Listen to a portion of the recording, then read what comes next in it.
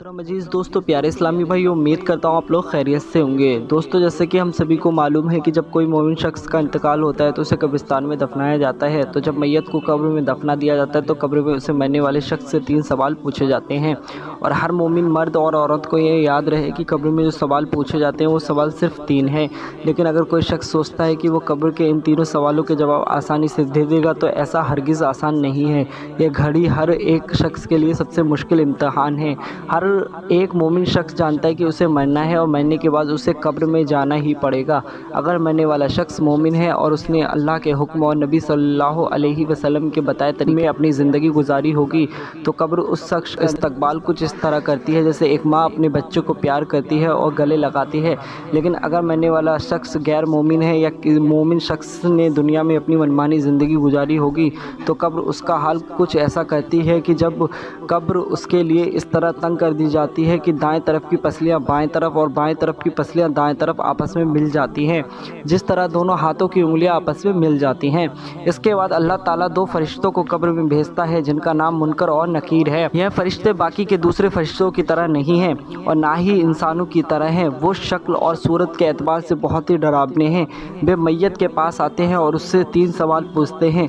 कब्र का पहला सवाल, मन रब्बुका, तुम्हारा रब कौन है। यहाँ रब का मतलब सिर्फ़ और सिर्फ एक अल्लाह ताला से है।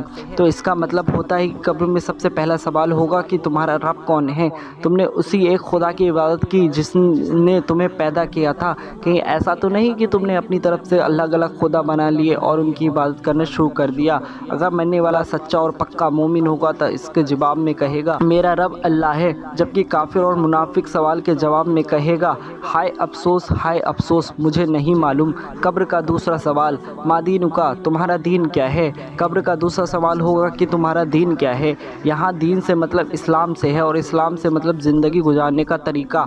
तो अगर मरने वाला शख्स ने अल्लाह के हुक्म और नबी करीम सल्लल्लाहु अलैहि वसल्लम के बताए तरीके से ज़िंदगी गुजारी होगी तो हमें कब्र के दूसरे सवाल का जवाब देना आसान हो जाएगा। अगर गैरों के बताए हुए दीन और तरीक़ों पर अमल करते रहे या यहाँ तक कि तुम्हारी मौत आ गई तो इस कब्र के दूसरे सवाल का जवाब देना आसान नहीं होगा। अगर मरने वाला शख्स सच्चा और पक्का मोमिन होगा तो इसके जवाब में कहेगा मेरा दीन इस्लाम है, जबकि काफिर और मुनाफिक सवाल के जवाब में कहेगा हाय अफसोस, मुझे नहीं मालूम।